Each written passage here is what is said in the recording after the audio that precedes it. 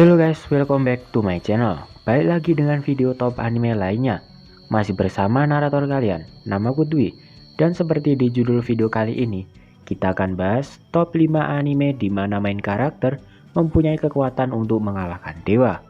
Anime emang gak ada batasan dalam ceritanya, bisa saja dengan mudah melewati imajinasi manusia.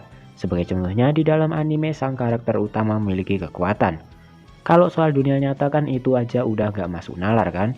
Kalau anime mah bebas, bahkan sampai ada karakter utama suatu anime yang memiliki kekuatan tinggi untuk melawan bahkan mengalahkan dewa.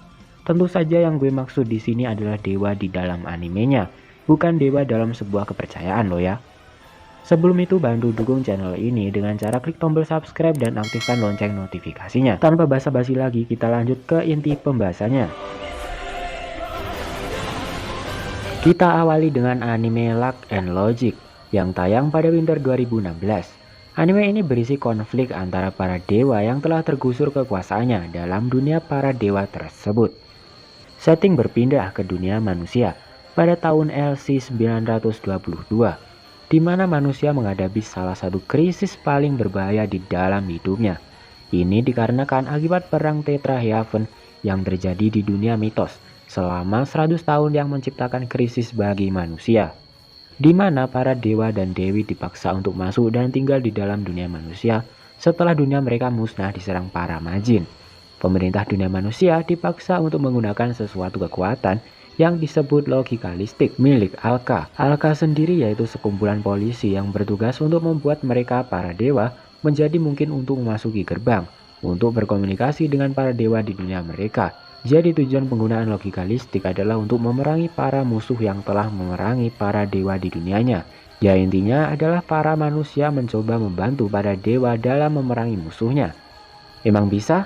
Ya makanya tonton aja animenya. Selanjutnya ada anime yang mengandung unsur mitologi yang diambil dari mitologi Yunani. Dan terciptalah anime yang bernama Heroic Age atau Zaman Heroik. Di anime ini kita akan disuguhkan dengan konflik yang kental akan mitologi Yunani dan mitos-mitosnya yang sangat kental, namun gak menghilangkan ciri khas dari anime Jepang sendiri kok. Anime Heroic Age bercerita tentang beberapa ras yang saling berperang memperebutkan galaksi. Ya, dengan teknologi mereka yang sangat tinggi. Di antara ras tersebut ada satu ras yang disebut Iron Tribe.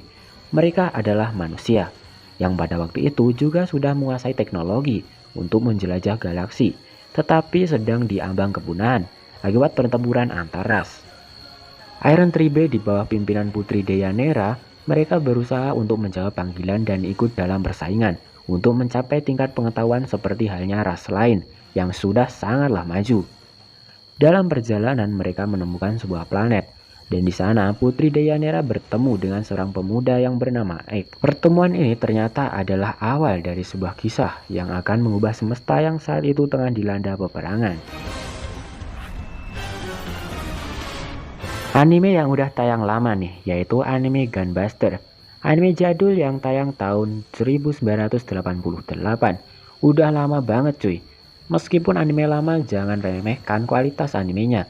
Anime ini memang salah satu anime lawas yang terbaik, dimana mengisahkan di masa depan. Gue bisa bilang di masa kita sekarang ini. Ceritanya sendiri bertema umat manusia yang berjuang melawan invasi alien, dan banyak aspek misterius dari alam semesta. Serangan dari aliennya sendiri bukan hanya dengan teknologi, tapi juga dengan hati sebagai manusia. Lebih jelasnya seperti ini. Ceritanya dimulai pada tahun 2023. Nah, apa gue bilang di masa kita sekarang kan? Ceritanya tidak lama pasca pertempuran pertama dengan para alien. Cerita yang berpusat pada seorang gadis muda bernama Takaya Noriko, yang merupakan anak dari kapten terkenal di armada luar angkasa, yang tewas dalam pertempuran perang pertama melawan alien teman-teman. Meskipun ayahnya adalah seorang kapten terkenal yang memimpin pasukan dan sudah terbukti bakatnya, namun Noriko bakatnya sebagai seorang pilot masih dipertanyakan. Meskipun demikian, ia telah memasuki sekolah pelatihan.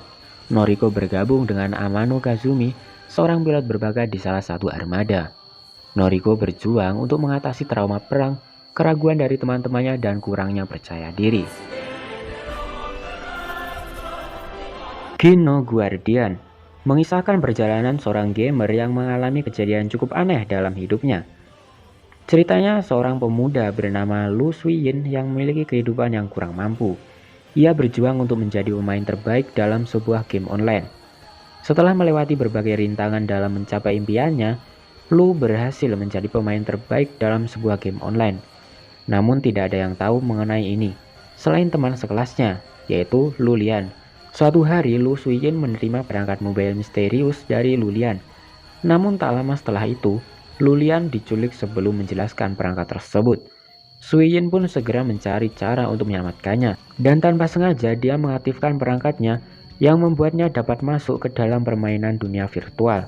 Di dalam dunia game tersebut, ia mencari tahu apa yang terjadi dan sekaligus akan melawan last boss, atau bisa dibilang dewa dalam dunia game tersebut, yang mungkin saja menjadi petunjuk hilangnya teman Suiyin. Shincho Yusa, atau yang bisa dilokalkan artinya adalah pahlawan yang berhati-hati. Anime Shincho Yusa atau pahlawan yang bisa dibilang sangat kuat tapi kelewat berhati-hati. Sebut saja kelewat waspada. Animenya di mana pemuda Jepang bernama Ryuguin Seiya dipanggil ke isekai. Di isekai ini dia menjadi pahlawan. Perlu diketahui yang memanggil Seiya ke dunia lain adalah seorang dewi bernama Ristarte. Ristarte adalah dewi penyembuh yang ditugaskan untuk menyelamatkan dunia Gaelbarde dari ancaman Raja Iblis. Namun kali ini tingkat ancamannya mencapai tingkatan es. Untuk itu diperlukan orang yang sangat hebat untuk melawan Raja Iblis di Gaelbarde. Dan setelah dicari-cari terpilihlah Ryuguin Seiya dari Jepang karena status kekuatannya yang luar biasa tinggi. Tapi sayangnya kepribadiannya sulit ditebak dan juga zonanya sendiri. Di sini Seiya yang seharusnya tokoh utama justru jarang bicara. Animenya sendiri lebih menyorot ke si dewinya. Jadi sudut pandangnya orang pertama yaitu Ristarte. Inilah kenapa Seiya sulit ditebak. Sampai sekarang pun yang nonton anime dibuat buta dengan latar belakang Seiya, karena memang tidak diceritakan. Dan juga Seiya sendiri yang gak banyak omong.